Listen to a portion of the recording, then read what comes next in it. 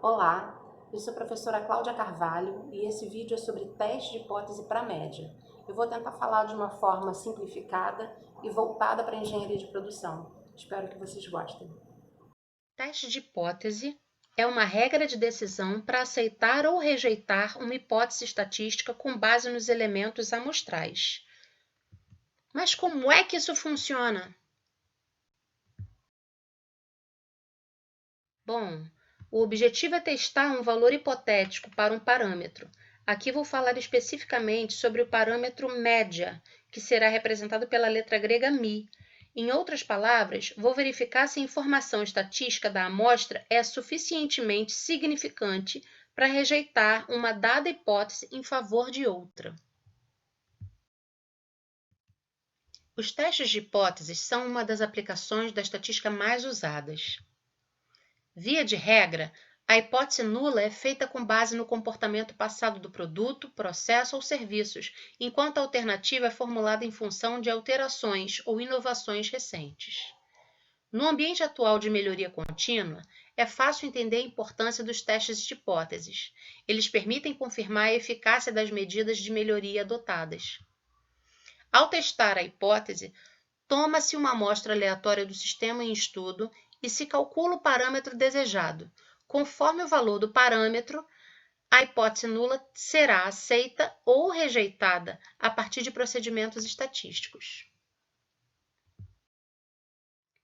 Não podemos esquecer que todo resultado baseado em amostras está sujeito a erros. Ao tomar uma decisão a favor ou contra uma hipótese, há apenas dois tipos de erros estatísticos que podem ser cometidos, pois a hipótese que estamos testando, que chamaremos de H0 ou hipótese nula, pode ser verdadeira ou falsa. A minha decisão consiste em rejeitar ou não a hipótese nula como verdadeira. Note que se rejeito H0 quando ela é falsa, acerto na minha decisão. Da mesma forma, se não rejeito H0 quando ela é verdadeira, também acerto na decisão. Mas, se rejeito H0 quando ela é verdadeira, cometo o erro tipo 1 ou erro alfa, assim como cometo o erro tipo 2 ou erro beta se aceito H0 quando H0 é falsa. Existem outros nomes para os erros tipo 1 e 2. O erro do tipo 1, ou erro alfa, é também conhecido como o erro do produtor. Imagine um lote perfeito para venda. O consumidor aceita o lote do produtor após testar o lote por amostragem.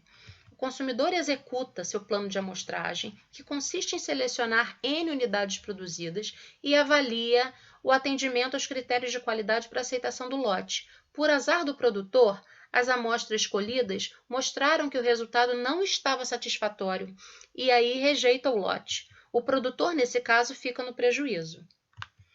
Já o erro tipo 2, ou erro beta, é também conhecido como erro do consumidor. Imagine agora um lote não perfeito para venda. O consumidor executa o mesmo plano de amostragem.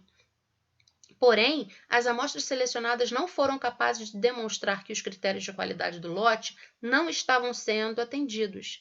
Logo, o consumidor aceita o lote ruim e, nessa condição, é ele quem fica no prejuízo. Preparados para entender teste de hipótese? Vamos começar? Vou mostrar o passo a passo para a construção de um teste de hipótese para média. O primeiro passo é formular a hipótese nula, que chamaremos de H0. Vai expressar o valor da média que deve ser testado. Essa hipótese é sempre de igualdade e deve ser formulada com o objetivo de ser rejeitada. Afinal, se você não tivesse dúvidas sobre essa hipótese, você nem a testaria. O segundo passo é formular a hipótese alternativa, que chamaremos de H1. Essa hipótese pode ser de três formas diferentes. O primeiro caso é para quando achamos que a média tem um valor maior que o expressado em H0. Esse é chamado de unilateral ou unicaudal à direita. A figura mostra a área de rejeição de H0 à direita. O segundo caso é para quando achamos que a média tem um valor menor que o expressado em H0. Então, esse teste é chamado de unilateral ou unicaudal à esquerda. A figura mostra a área de rejeição de H0 à esquerda. O terceiro caso é para quando achamos que a média tem um valor diferente do expressado em H0. Esse teste é chamado de bilateral ou bicaudal. A figura mostra as áreas de rejeição de H0 à esquerda e à direita. O alfa é dividido por 2.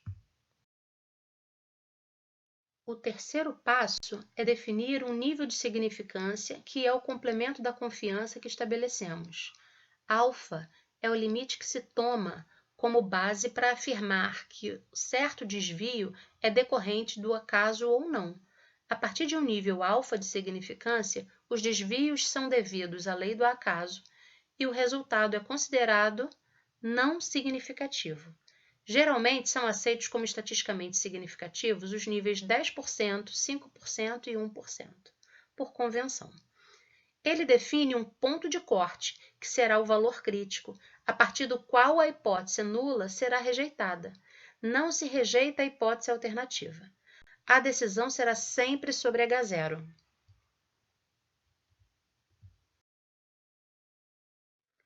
O quarto passo é calcular a estatística teste. Ela é obtida através dos dados amostrais, isto é, ela é evidência amostral. A estatística Z será calculada quando o desvio padrão populacional sigma for conhecido ou se for desconhecido, mas o tamanho da amostra N for maior ou igual a 30. Já a estatística T de student será usada quando o desvio padrão populacional sigma for desconhecido e o tamanho da amostra N menor do que 30. As fórmulas de Z e T, assim como as tabelas mencionadas aqui nesse vídeo, são as mesmas que já utilizamos nos conteúdos anteriores em sala.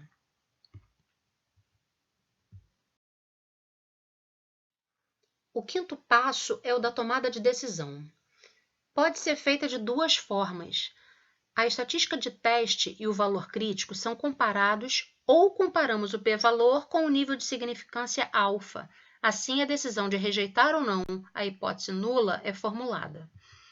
Na figura, observamos as regiões críticas num exemplo de teste bilateral. Se o valor da estatística de teste, calculada a partir dos dados da amostra, cair na região achorada, chamada de crítica, rejeita-se H0. Ao rejeitar a hipótese nula, que é H0, dizemos que existe evidência estatística de que ela seja falsa. Ao contrário, quando não rejeitamos, dizemos que não houve evidência estatística significativa no sentido de permitir a rejeição de H0. O sexto passo é o da conclusão. Devemos expressar em termos de problema ou pesquisa qual foi a conclusão obtida. Ressalto aqui que sabemos que esse resultado é baseado numa amostra. Logo, existe a possibilidade de erro na decisão e que geralmente apenas o erro tipo 1 é controlado. Uma observação. Embora a probabilidade do erro tipo 2 não seja considerada na definição, o objetivo ao construir um teste é que o teste satisfaça a condição do erro tipo 1, alfa, mas que tenha a menor probabilidade possível do erro tipo 2, que é o beta. Bom, agora é hora de colocar todo esse conteúdo em prática. Assista ao próximo vídeo, que é sobre teste de hipótese para média, mas só exercícios resolvidos. Espero lá!